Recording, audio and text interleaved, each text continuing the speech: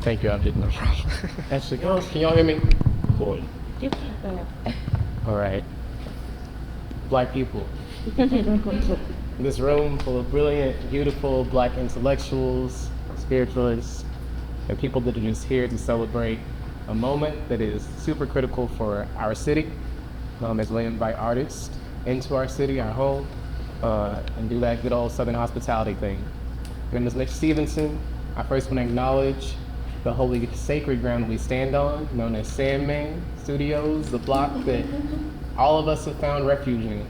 Mr. Rogers, Mrs. Rogers, also brothers Stephen, Simon, my good brother Seth. Thank y'all so much for allowing us to be here in the space today. Also, you know which space we're sitting in right now. We're gonna get to that in just a second. We're in an extra special space.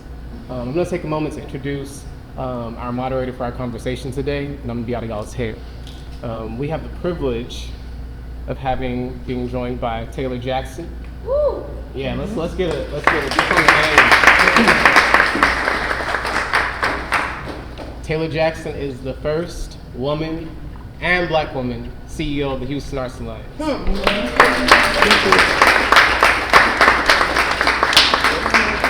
During a time when funds are being cut left and right, especially for Black and brown people. So we're so grateful for her. Taylor Jackson serves as the Chief Executive Officer at HAA, a dynamic nonprofit dedicated to implementing the City of Houston's vision for arts, grant making, and civic art investments.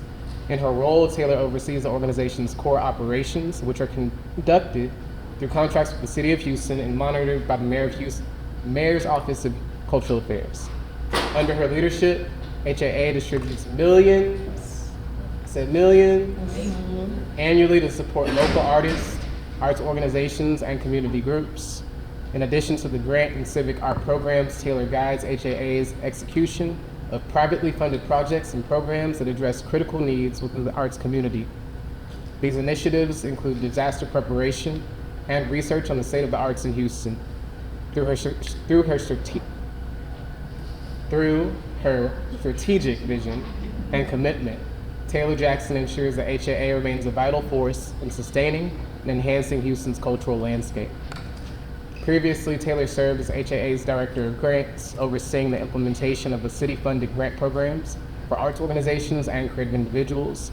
Before joining HAA, she was the Executive Director at Providence City Arts for Youth in Providence, Rhode Island, where she served as the liaison between governance, financial planning, and strategic alignment of mission, vision, and values. Taylor holds an MA in Public Humanities from Brown University and a BA in History from Rhodes College in Memphis, Tennessee. Taylor, thank you so much for moderating this conversation.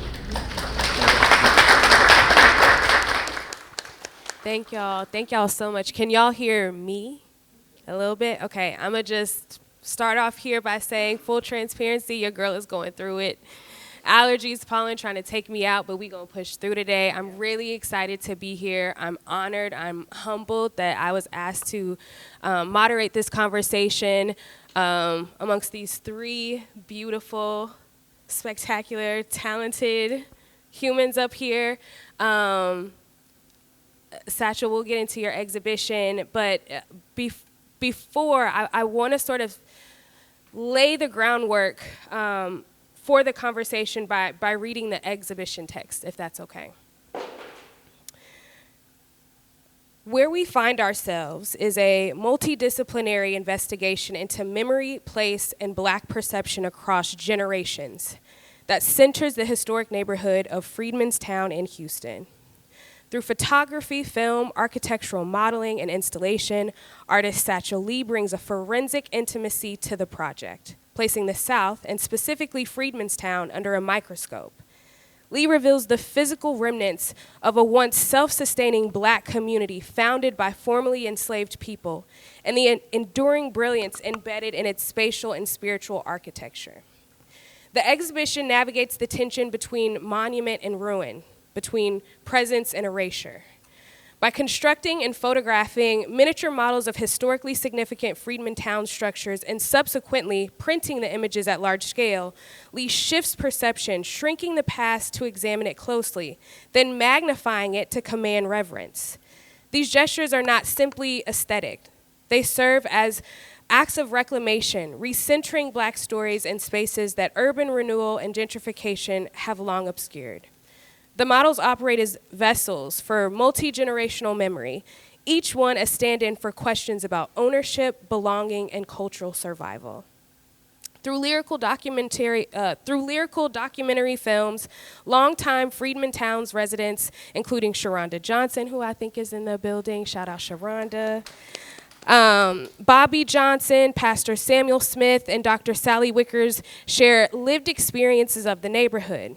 Their testimonies serve as oral counterpoints to Lee's visual archive, grounding the work in Black reality and anchoring it across temporal spans. Through their artist stories, Lee underscores how migration, lineage, and place intersect, and how observing and recording becomes a form of care. Installed within a restored row house in Freedmen's Town, the exhibition culminates in an immersive space that mirrors both domestic familiarity and sacred ritual, inviting visitors to perceive Freedmen Town's history and present anew. Where we find ourselves is co-organized by Houston Freedmen's Town's Conservancy and Contemporary Arts Museum Houston, otherwise known as CAM, as a part of the Rebirth in Action project. The exhibition is curated by Mitch Stevenson, who serves as project manager for partnerships. From there, I want to sort of enter into a reflection that I wrote, again, to sort of ground and center the conversation. I've been able to walk through the exhibition twice now, and so that my allergy-medicated brain does not start this conversation in a dazed and confused space, I thought it would be just, if it's okay with y'all, just read this reflection. So again, welcome, everyone. We gather here in a space that asks us to slow down, to notice, and to remember. Where we find ourselves is not simply an exhibition. It's an act of looking closely, of holding memory and history with both tenderness and rigor. Satchel's work in conversation with Amarie and Mo's activations invites us to Freedmen's Town, a neighborhood built from the resilience and vision of formerly enslaved people, and asks us to witness what remains, what has been lost, and what continues to endure. The exhibition constantly shifts our perception, reminding us that history is both fragile and monumental, both deeply personal and collectively held. This project does not treat memory as a static. It treats it as alive. The voices of long-time residents, the reconstructed spaces, the gestures of scale and care, all reminds us that memory is an act of survival and that telling stories is a form of reclamation. Our conversation today is meant to reflect the same balance we'll see in this work: reverence and inquiry, presence and reflection, perception and awareness. We'll explore together how art can hold space for community, how memory can resist erasure, and how Freedmen Town's legacy continues to shape the present. As we begin, I invite us to listen deeply, not only to the words that are spoken, but to the silences, to the tensions, to the echoes that linger. This is a space for dialogue. This is a space for honoring what has been. This is a space for imagining what can be. With that, I would like to intro our three amazing, thank you. I want to introduce our three amazing panelists today, starting with Ms. Satchel Lee. Satchel Lee is a visual artist and filmmaker whose work explores memory, legacy, and Black interior life through photography, film, and installation. She reinterprets personal and collective histories through the architecture of memory, using built spaces to reveal deeper layers of identity and heritage. Lee had a MFA from the School of Art Institute of Chicago, a BFA from NYU School of the Arts. Lee has exhibited her work both domestically and internationally and collaborated with Washington Post magazine, Vogue Italia, and the New York Times. Where We Find Ourselves marks the artist's first solo exhibition. Let me say that one more time. This is Lee's first solo exhibition, and she decided to host it right here in Houston, Texas. So let's give her another round of applause, please. Thank you for being here. Thank you for this work. Mo. Hi, Mo. Mo Nikole is a Houston-based Black lesbian sonic curator and archivist dedicated to amplifying Black voices, stories, and legacies. Through her intentional, undiluted focus, Mo creates spaces where Blackness is remembered, celebrated, and preserved through Black Woman Music, a living archive dedicated to listening to the voices of Black women in music, and Black People Church, a fellowship space honoring the Southern Black aesthetic through sound and community programming. So if everyone could help me welcome Mo to the conversation. Amarie. Hi, girl. Amarie Gipson is a Houston-born writer, editor, and cultural worker. She is the founder and director of this beautiful space that we sit in right here, the Reading Room, an independent reference library dedicated to increasing access to Black art through literature and community engagement. The Reading Room is a cultural and literary hub that hosts curated events, including artist talks, film screenings, and interactive workshops, all designed to foster a deeper connection to the library's growing collection of nearly 800 books. Her writing has been independently published in Arts.Black, Art Forum, Arts News, Essence, Oxford American, and many others. She previously held editor positions at Houstonia and Atlanta-based arts criticism publication Burnaway. In 2024, she was awarded the AICA USA's Irving Sandler Award for New Voices in Art Criticism. Prior to starting the Reading Room, she held curatorial positions at various art institutions, including the Studio Museum in Harlem, the Art Institute of Chicago, and the Museum of Fine Arts in Houston. If everyone could help me give a warm welcome to Amarie Gipson. Thank you for being here. All right, I've done enough talking. I'm ready to shift the conversation. And of course, Satchel, I would love to start with you. If you could kick us off by sharing, one, what inspired this exploration around memory, place, and Black perception? And two, what inspired you to center this story in the Southern context, here in Houston, and specifically in Freedmen's Town? Hello. Is this on? Yep.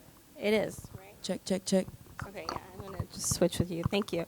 Hi, everyone. Thank you so much for being here. Thank you so much, Taylor, for moderating this. I really appreciate it. And thank you, everybody, for coming to listen.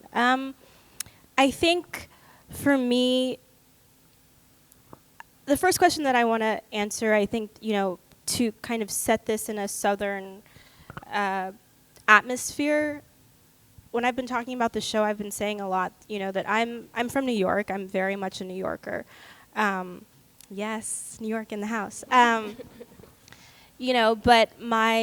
I have very strong Southern roots. My mother's family is from Virginia. My dad's families are from Alabama and Georgia.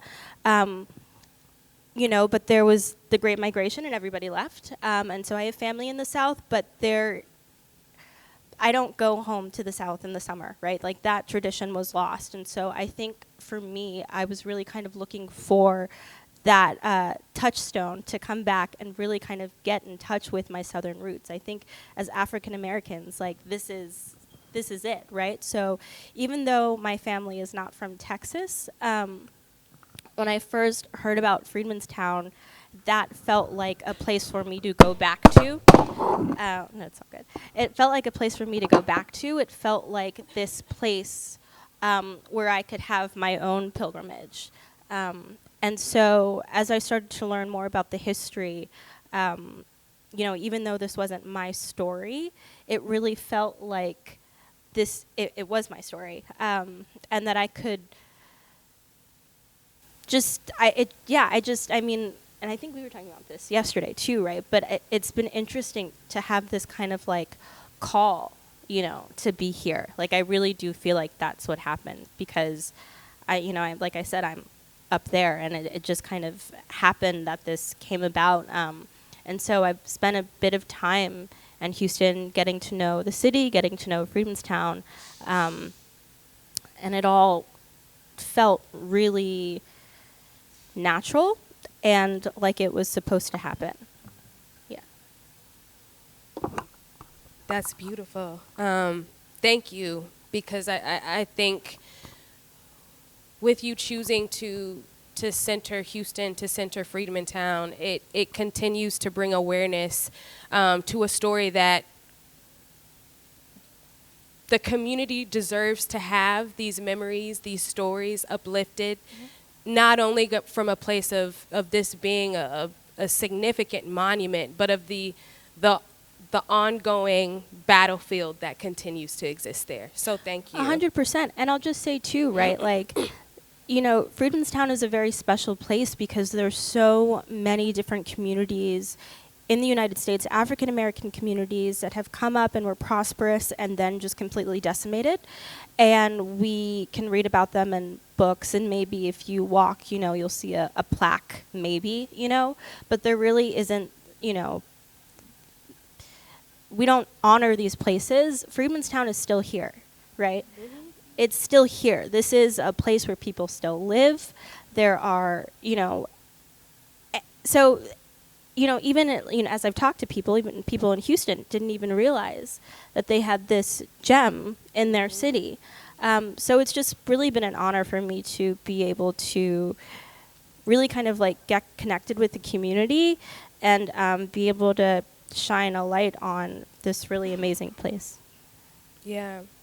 Now, you decided to invite these two incredible creatives and storytellers to add to this dialogue happening throughout the exhibition. What was it about Mo and Amarie's practices that made you say, like, yeah, I need that to be a part of this moment, to be a part of this story?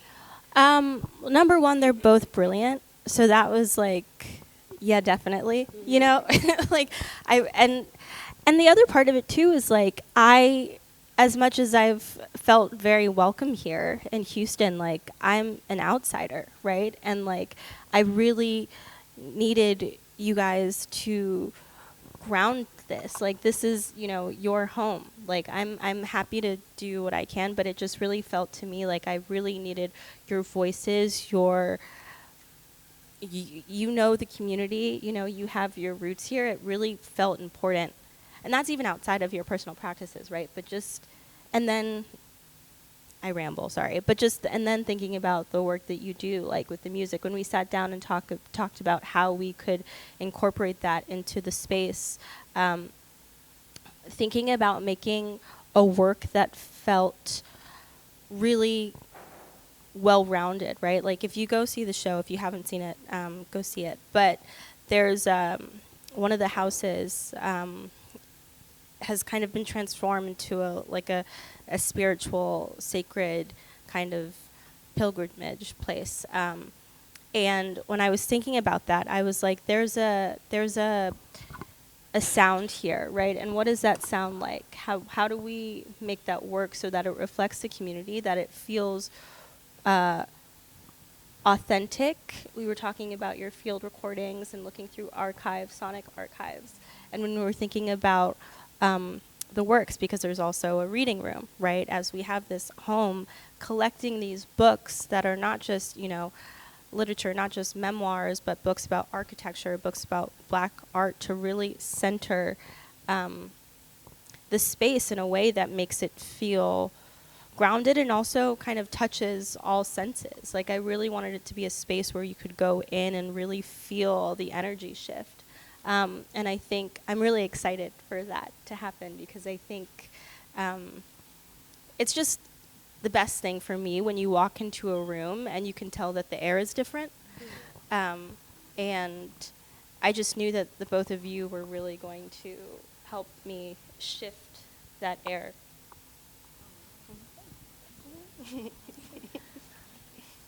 I want to talk to Mo and Amarie more directly about their role in this collaboration. Mo, the soundscape that you created as a part of this project is eerily sacred.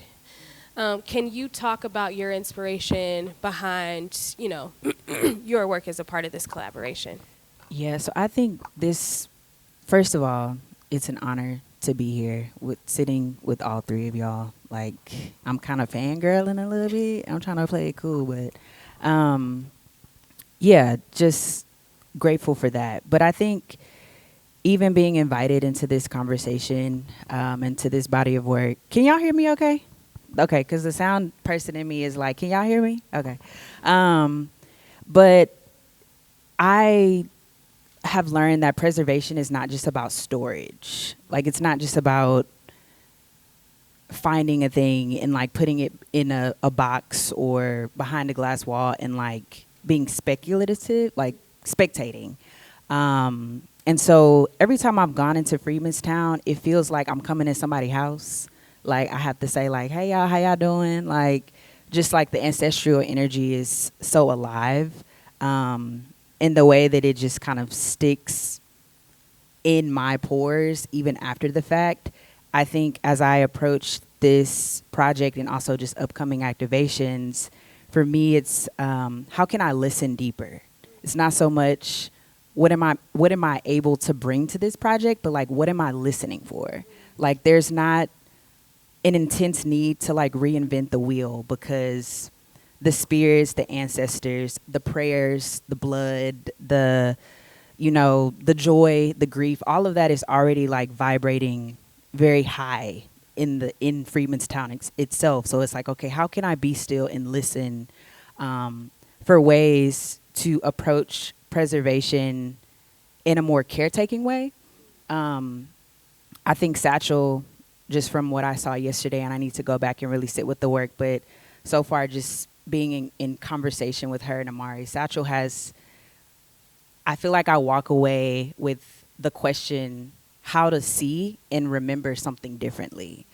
I think Amarie teaches me or asks me how to read and reference differently. And my goal is to encourage people or ask people to hear and to listen differently. And the three of those elements can reshape the way that we show up, the way that we arrive, and ultimately the way that we protect, preserve, and carry this work forward. Yeah. Amen. Amen. Amarie, I know there was a great deal of intentionality and care that you put into the curation of the books on display as a part of this project. Could you talk and speak to a little bit of your process and your inspiration as a part of this collaboration? I also want to just echo how grateful I am to share space with the three of y'all. And that I feel like I learned today that this was your first solo exhibition. And you chose Houston. There's so much pride. There's so much pride and there's so much gratitude in that. Thank you for seeing our city. Thank you for seeing Freedmanstown. I'm not from Freedmanstown, but I feel connected to the neighborhood. Every Black Houstonian, every Black Texan is connected to Freedmanstown in some way. And I'm so grateful for that. I think a lot about record keeping. I think about writing as a mode of record keeping. Libraries as spaces where record keeping kind of happens actively. And I was really moved by the way that pride and grief coexist in the show and in most conversations about Freedmanstown. I'm also moved by, and Taylor, you mentioned this earlier, tenderness, the depth of the care, the precision through which you looked at the historic sites in the city. And so bringing text on architecture felt important. There are a number of Black women voices, artistic and literary voices that you're in conversation with. And so having Christina Sharp present, having Bell Hooks present, Toni Morrison present in the room, a number of people who are thinking about place and the geography of the heart, right, which is something Bell Hooks is named. Every aspect of the show, I think you get a little bit of everything when you go in. One house how could I describe it? I'm still chewing on it because I got to see it in full yesterday. I think I went twice, Thursday and Friday, just Friday. But walking into the third house where the books are, where the steps are, where as soon as you come in, your senses are activated. You can feel the ancestral presence in there. The seats that you left for the ancestors to be present, the acknowledgement that you have to give when you walk in was so incredibly resonant. And I think some of the texts are on spirituality, some of them are on film. It runs the gamut. That's what moved me, was your level of care. Yeah.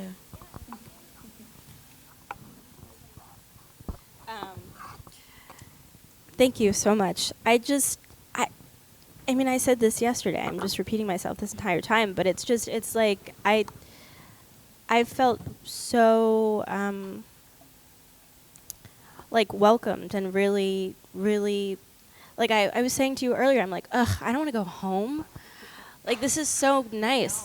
Yeah, it just feels so good to like have this conversation and to have the work and to build space. Like, it just feels really, and like you were saying about caretaking, right? I think what's interesting, and this is something that I'm thinking about the work, like I think the caretaking and like the work of like preserving is also like a caretaking of self. And it feels really good, you know? And I think also something that I'm thinking about with the work is like how this like time continuum is like everything's happening at once, right? So like the caretaking of like this history is a caretaking of self, is a caretaking of the future.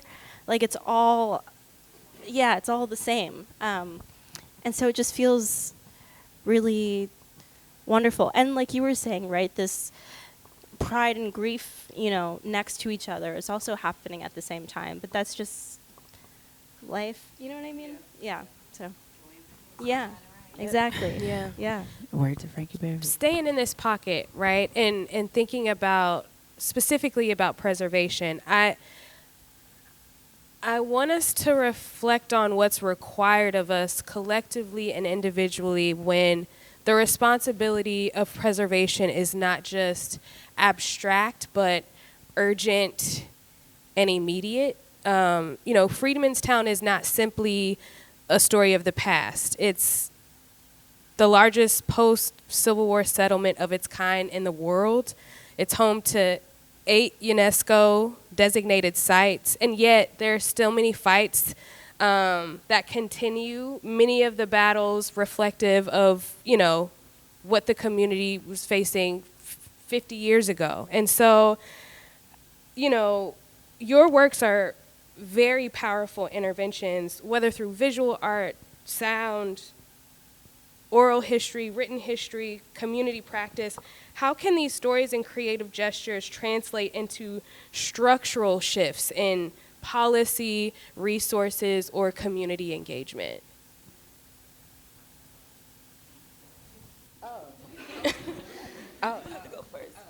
Oh, okay. Oh, I was like, it was on cue too. I first want to say that I think erasure is really patient. Like, and what I mean is that we've seen like systematically and culturally that like erasure is not neutral. Like, there are certain groups of people where their culture is celebrated, and then there are certain groups of people, in this case, talking about Freedmen's Town, where the information, the access, the resource, the legacy, the lineage is intended to be buried. But for me, what I love about Freedmen's Town is just it refuses to be forgotten.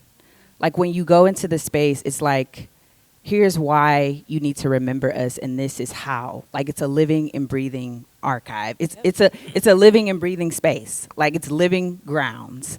And yeah, I think as time passes and maybe what they think is demolition happening, and that idea that maybe it is being erased, I think with time, it just deepens the struggle. But our minds are not wandering. Like, through preservation work, we're able to remember, revere, and reimagine. And I think the community call to action is just to keep remembering.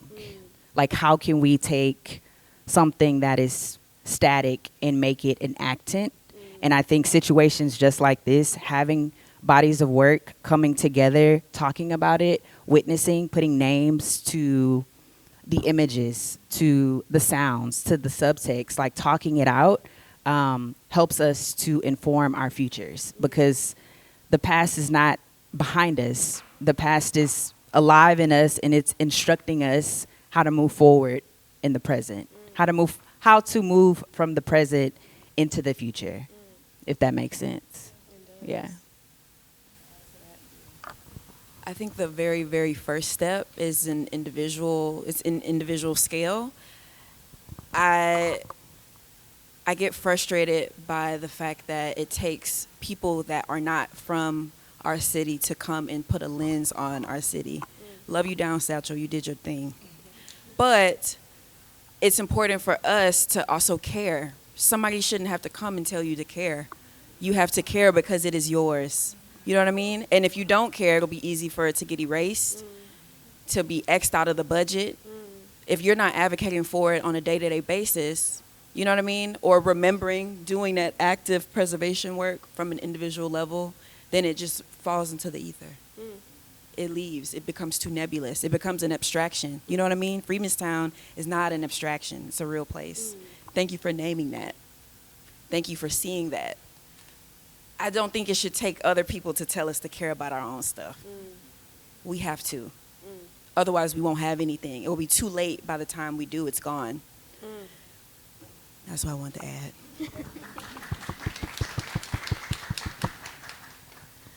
Yeah, I think you're absolutely right. And I think for me, you know, because as I said, right, this is a very particular, specific story, but this is an American story, right? And so on a larger scale, I mean, my plan, I hope I get to show this all over the country.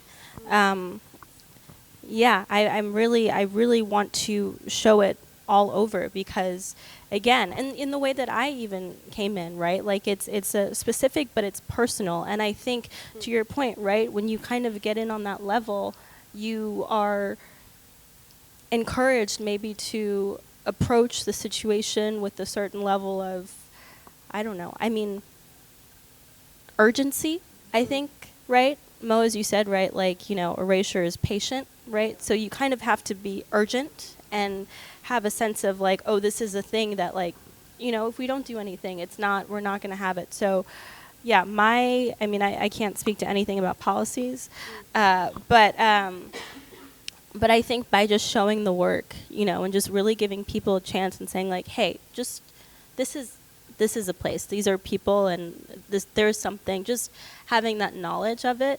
Because I don't know if I said this before, I probably did, right? But like, I met many people in Houston who didn't even know that Freedmanstown was called Freedmanstown, you know. In the film, there's a woman named Bobby Johnson. She's 29. She grew up in Freedmanstown. She said she didn't even realize it was called Freedmanstown until she was 23. And she had spent her entire life there. And that's a very deliberate move, right? Freedmanstown, I mean, think about that name, right? Right? That is a very different connotation than Fourth Ward. And that's a deliberate thing, because if you don't, as Sharonda says in the film, right, like if you don't know what is part of your inheritance, you know, it completely shifts the way maybe that you move through the world. And so that naming aspect is really, really important. Absolutely. Absolutely. I wanted to just add that the point that Sharonda expressed was, who would I be? Who would I have been if I had known this history? What choices would I have made? What would it mean for all of us to know and embrace that and embody that on a day-to-day basis? And I think the answer to that question is the reason why we see such rampant, ongoing, current erasure, deliberate defunding. It's a headline every other day. There's something. This place lost funding. This person got fired. 300,000 black women doing the work without jobs now. You know what I mean? Yeah. It's supposed to grate down on your soul. Yeah. It's supposed to start to tear you up so that you become, desensitized? It neutralizes that urgency. And the point that you made about an American story, this is an American story. And I feel like Houston is such an important city to American history and present. We're at the bottom of the map. We're at the bottom of the map. We can see everything that's going on. We look up and out at everybody. We have the best perspective right here. I mean, I'm from here, so of course, I'm always say that. But I think it's really important to remember that. I consider Houston a coastal city. We're not far from the water. Juneteenth is right here, arm's reach. And that was the shot that rang across the whole globe in terms of our freedom struggle. So it's a really unique positionality, but it also is a collective history. Yeah. It's an American story. Yeah. Let's sit in this pocket. How do we balance honoring the brilliance of the past with building pathways for future generations, to your point, Amarie, to inherit more than erasure?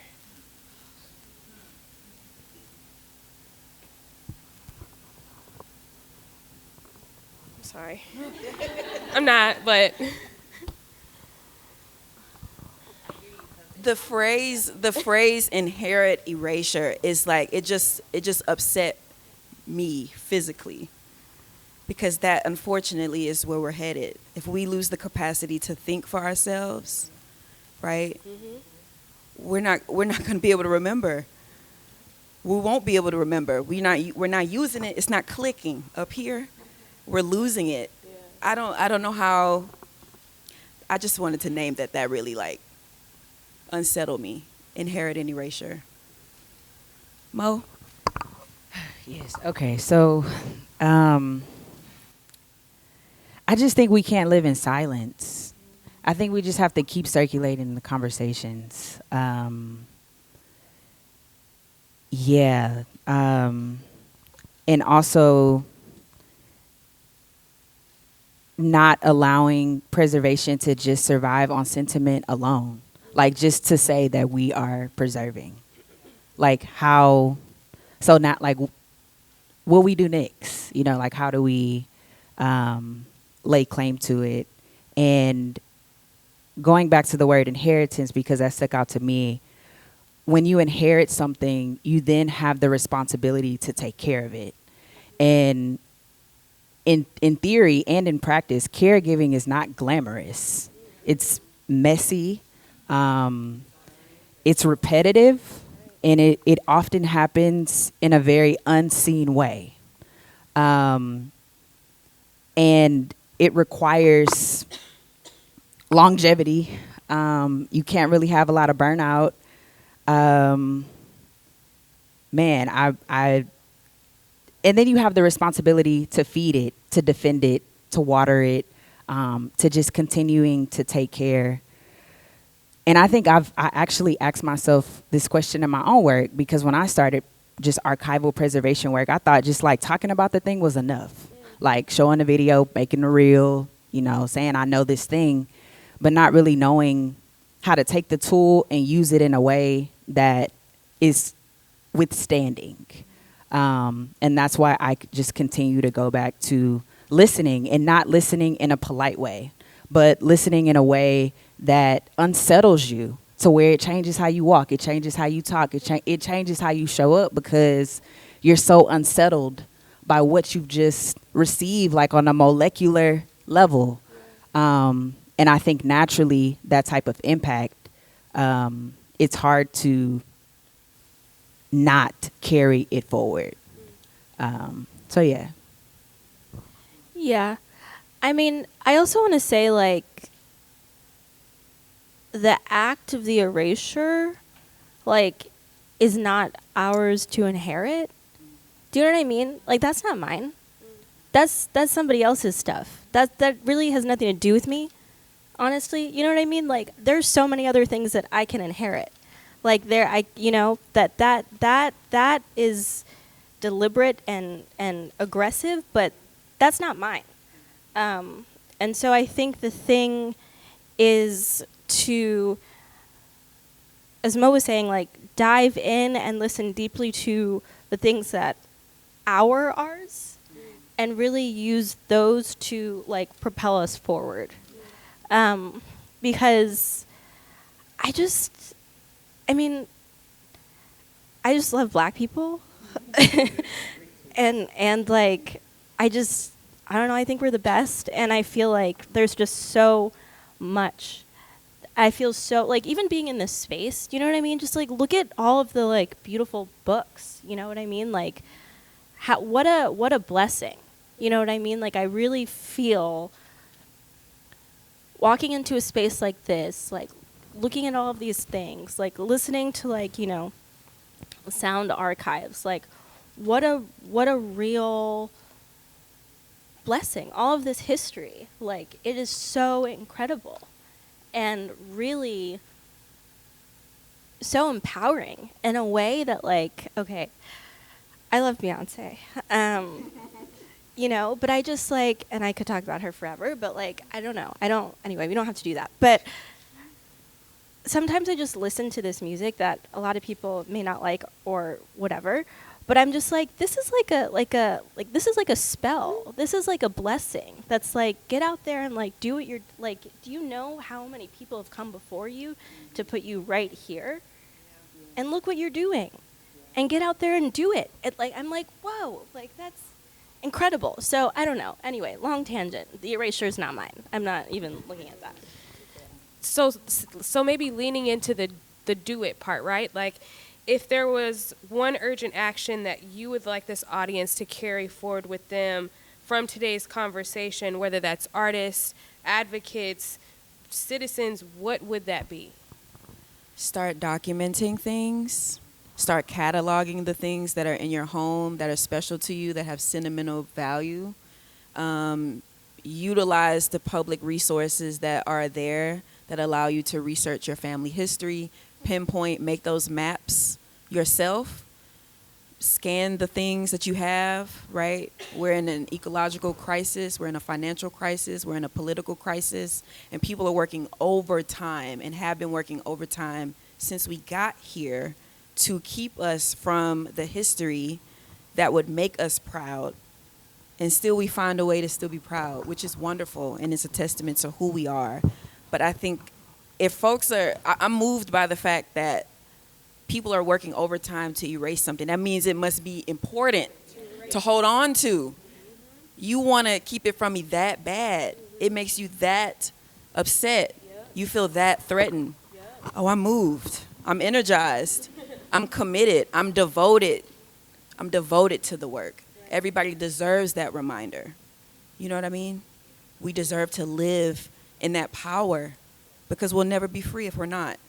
So cataloging things, photographing things, scanning things. The cloud is one thing, but also having physical records. If it's in your house, it's important. What would you want to keep? What's your time? What's in your time capsule? If you gave those papers to the library after you passed away, what would the people in the future learn about you? I think those are all questions that we have to ask ourselves because every single one of us is a library.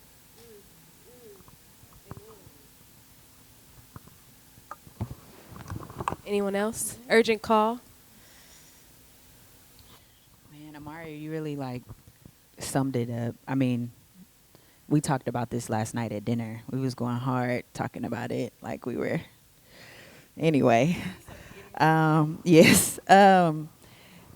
I think urgent call to action, or just for myself that I've been trying to challenge, is to turn projects into practices. With all of these different rituals to remember, right? Because these are different type of rituals that we can adapt to try to remember. Is like, how can I take it out of theory and put it into practice? How can I embody this? How can I demonstrate this? How can I share it And how can I talk about what this means to me, or like how this impacted me, how this shaped me? I think about just like my upbringing with sound. All the sounds that I would hear in the house helped me to make sense of the world.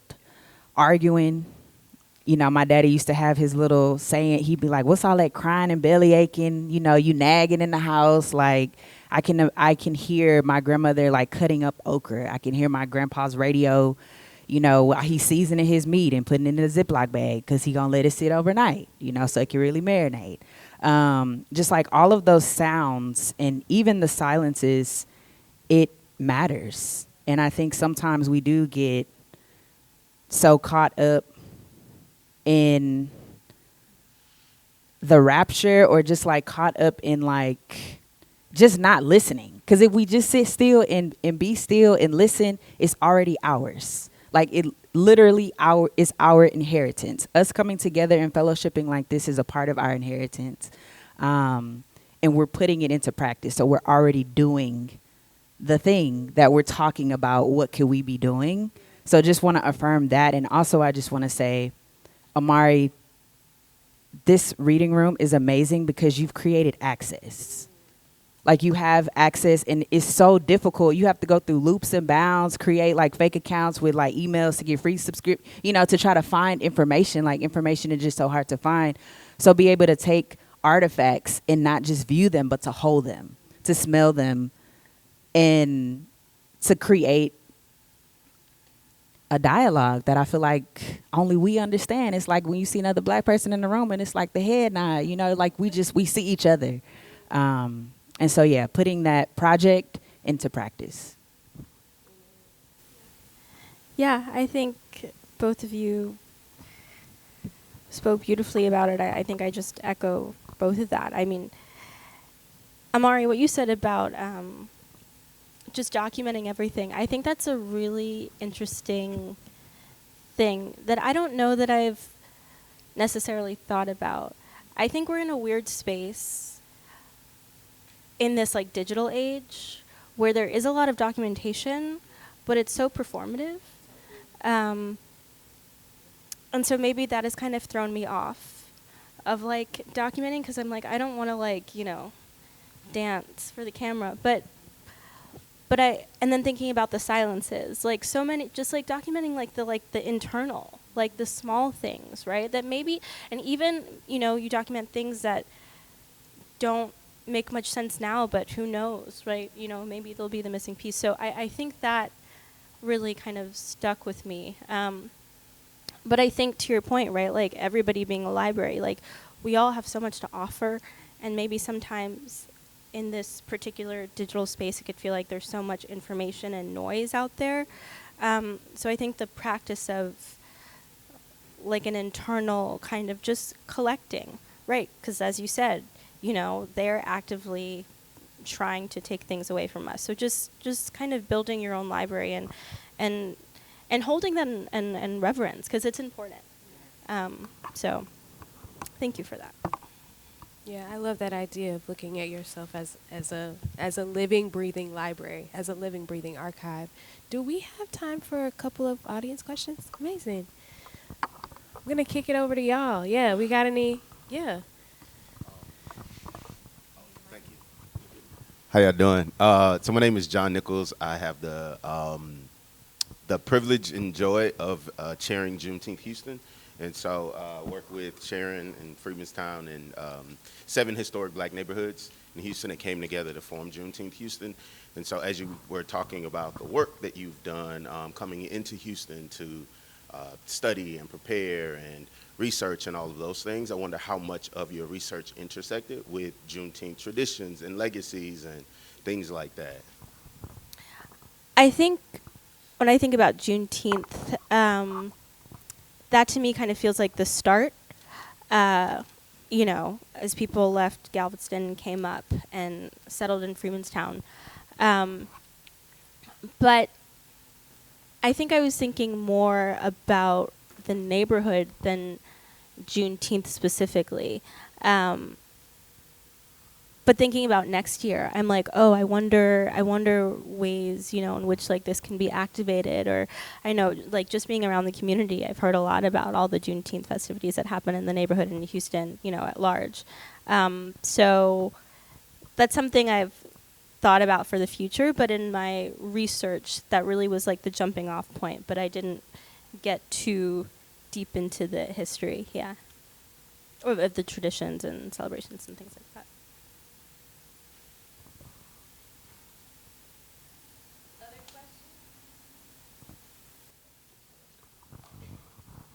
First of all, I'm honored to be here with these four beautiful young ladies.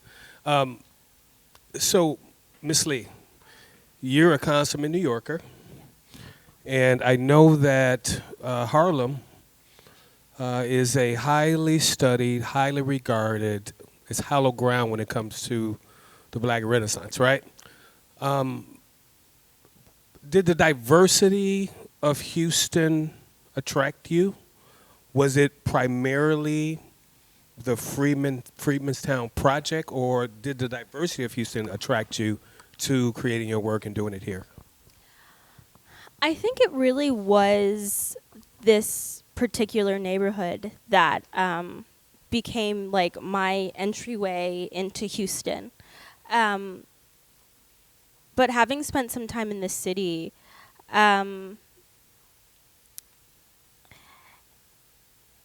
yeah, I mean, I think it's a really interesting place. And I think the thing that I find, like, yes, it's very diverse. I think the thing that I've really enjoyed, speaking candidly, is like Houston's a very Black city.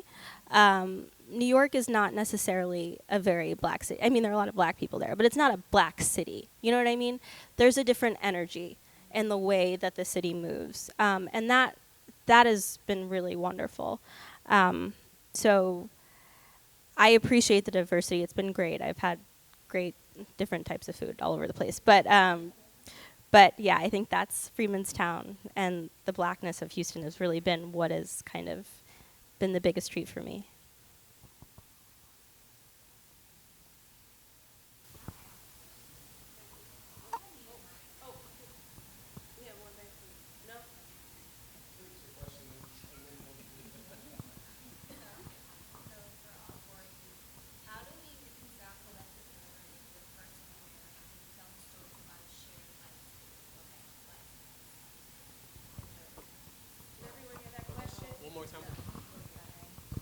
Sorry, guys. The question was, how do we reconcile collective memory with personal memory when telling stories about a shared Black past within our communities? Is this on? Is it on? Okay. Did y'all hear that? No. How do you reconcile collective memory through personal memory? Right, Sade? Yeah. And shared experiences. I think for me, it's just telling my story. Like, I think it's just sharing what my lived experience was, and not even hoping that other people can relate, but maybe that they just feel encouraged to share as well. Like, I think it's just a non-gatekeeping approach to telling our stories, sharing our stories, and taking pride in the lived experiences that we have. Yeah, I think that's the DNA of my approach. With sound, I like to reminisce. And Black people love to reminisce. You know, we like to talk about stories from the old house. We like to like laugh and joke and do all the things. And so, yeah, just telling our stories. Yeah. Yeah, I definitely agree. I think, I mean, the thing that's interesting too is, so often the personal is universal. And so by telling your story, which might feel like singular, there's always entry points for other people to see themselves. And so that's one answer. I also think like there's so much of my work, maybe not necessarily in this particular show, where like my personal part of it is like hanging in the background. So like maybe it's not apparent or people don't see it, but it's just kind of like off in the wings over here. And yeah, I mean, I guess that's part of being an artist. Like you it's a part of your DNA, right? Like your fingerprints are all over it, even if it is something that feels not personal. It's like it's, you know, like I said, your fingerprints are all on top of it. I think for me, I like to remember that we exist, I exist, we all exist in a continuum. And as singular as some of these experiences may feel, there's always a precedent. There's always been a precedent. Like right now feels pretty outrageous, but there was another time in history where things were actually outrageous. Imagine being chained and shackled underneath a ship. Can you imagine that? You don't have to imagine it because they actually happened. You know what I mean? We exist in a continuum. History is in the present with us. It lives alongside of us. It's in the room with us. It was in the parking lot with us. And that's the thing that I try to hold really close to. It keeps me from feeling isolated. It keeps me from feeling alone. It keeps me from, you know, being too dramatic about my circumstances. Even though there's a lot of drama. And I'm a Pisces, I live for a little bit of drama, just a little bit. But yeah, we're part of a continuum.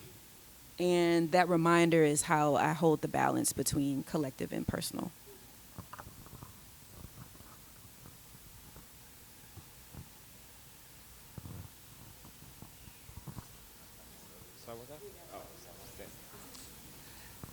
Hello, my name is Stella. I know this mic is on, but from looking at all of your works, I can't help but think about this theory. I don't know if any of you were familiar of it, the Black Atlantic theory, which was basically referring to how all of our cultural how interconnected we are between the spaces of the Atlantic world that were shaped by the African slave trade.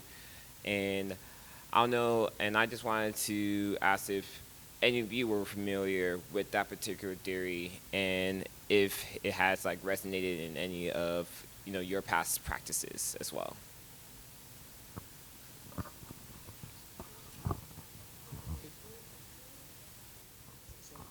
I don't think I know Black Atlantic theory, is that what it's called? Yes. I don't think I've heard of it, but I'm thinking, is it just about like how people within the diaspora have a shared kind of? Yeah, it's like a shared like connection. Like even if it's personal, there's still some elements that we all have like some sort of that we all share together. You know, like there's even though how personal your story might be, there might be some universality that comes with it. No matter where you're in, whether you're in Houston or in London or in different places that have been shaped by Black culture and Black history. I feel like I live in that awareness. These questions feel similar, right? That continuum, the diaspora in Brazil, they move like us, or like whenever you see those like compilation videos of women in insert African tribe here twerking the way that they do in New Orleans, or two-stepping, or any like Black footwork dance, name the city, name the region, there's some kind of diasporic connection. There's a place that you can point to where that tradition has continued or manifested knowingly or unknowingly in the present. So yes, no and yes.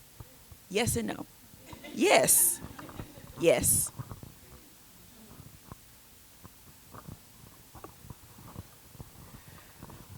Okay, is it loud enough? Okay. I just wanted to actually make a comment. I didn't have a question. I've hesitated on even saying anything. Um, I wanted to say that, one, I want to thank you all for what you've created, because you're speaking about past, present, and future, and this, for me, is an interesting combination of past, present, and future. And so know that the importance of the work that you're doing, whether it's sound, whether it's archive, whether it's visual, whether it's storytelling, curation, making the process come forward, is all important for what's possible for the future. I have historic connections to Freedmen's Town. That drew me to Freedmen's Town and is inspiring the work that I'm doing now. And I would encourage everyone, when we're talking about action, that everyone truly find out their story and their connection to Freedmen's Town, because more than likely you have one, and that what you're doing is you're actually creating an opportunity for souls to remember to come back home to themselves. And that's the importance of this work, and everyone's going to find a different way to carry that forward with them on what they are meant to do. But what you are doing is triggering the initiation and opening that portal of go and find out more about what you don't know, because we all share a similar narrative. And so what you're doing is activating souls, and it may seem like singular, but it's never singular when it touches another soul who touches hundreds of thousands more. So keep doing what you're doing. You're inspiring people locally, regionally, nationally, internationally, and even myself locally. And I intend to return that inspiration back to this community in what I do. And I encourage you all to find a community that touches your heart and do the same. And that's why this becomes important, because it reminds people to put your energy back into things that come from you, because there's a reason why you were brought to this moment. And sometimes you have to be reintroduced to your path. So thank you for everything you all are doing. And the church said, I know you're going to wrap. I just wanted to add one acknowledgement to Mitch, about Mitch and his stewardship. And if we could just give a round of applause for Mitch Stevenson, whose hands and heart and body are so much in this work, that he's opened up pathways for all three of us. He's led all three of us and been next to us in so many different ways. And what were you saying yesterday, Mo? Something keep pulling me back. Yeah, we keep coming back to each other, and I think it's a lifelong commitment. Mitch, you deserve flowers, so we want to make sure you get it. The spirit, all of it. Thank you for your stewardship. True care. We love you. thank you so much. Can I, Sharonda, hop up real quick. Satchel, Sharonda and I, thank you so much for coming to Houston and giving your heart, your time, your energy, your talent. It was so important that we brought you to Mount Carmel Missionary Baptist Church, that labyrinth. It's the first place I met Sharonda. If you drive by that church on any given Tuesday or Thursday, you'll see Sharonda cutting the grass by herself. Just picking up the trash by herself. And so I think maybe what I'm about to offer is somewhat of a, let's call it a curatorial challenge, if we will. Open, pick it up, take it with you, or don't. I'm really curious how an exhibition so critically important and time necessary and powerful as the one that you presented in collaboration with Mo and Amarie can create momentum that could generate approximately $70,000 to help us get Mount Carmel Missionary Baptist Church out of its debt liens with the city of Houston. Now, $70,000 ain't really that much money. I'm not asking from y'all's pockets, right? But one thing I heard you say, Satchel, is we want to take this across as many places as possible, right? And so one thing I get really excited about, Sharonda as well, is how y'all might imagine moving this story, this exhibition, this work forward, knowing that like a truly possible actionable next step will be finding ways to send dollars back to a place that might be gone. So that, as you said, that erasure, it ain't ours, you know. We really wanted your work here because we believe that it can create that type of possibility. And so thank you for caring so much, for sharing Dr. Sally's story so poetically. Anything you want to say? So first of all, thank you everyone for being here, and I'm so honored and gracious to be here myself. To Satchel, Amarie, and Mo, and even Taylor, you know, you four women, basically, your presence and your essence here makes, I told Satchel, I was like, Mo and Amarie are a vibe. Like, they have their own little, like, they literally have their own little, like, and I just love it. And I was happy to hear that they were a part of the installation, because, like, you all are a vibe. Like, I got your whole little thing going on, and, like, how can we use this vibe to bring it back to Freedmen's Town, to bring it back home? Because, like, as you say, like, no, we should not inherit erasure, but we have. And what are we going to do about it? And so we have the blueprint because the freedmen and women gave us the blueprint. We already have it. And so let's get back to it. Let's stop being afraid to lean on each other and depend on each other. Let's stop being afraid to give to each other. Let's quit that. Like, if we need to learn the quiet fight, family. I don't have to like you. We need to learn the quiet fight. Everything doesn't go on social media. Like, we need to heal as a people. And this is how we can heal as a people, basically going forth with these different projects and initiatives that come back to healing communities and healing families. And so I want to thank you all for your platform, and that actually will revert back to Freedmen's Town, and so we can continue to preserve this community for future generations. So thank you all so much.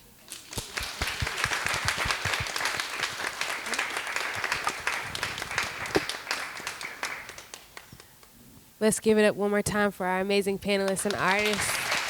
Satchel, thank you. Amarie, thank you. Mo, thank you. Everyone here today, thank you. Thank you for coming out to support, to listen, to learn. I hope you took something from this conversation. I hope you go and see the exhibition over at Freedmen's Town. It is absolutely incredible. Bring a little Kleenex. Thank you.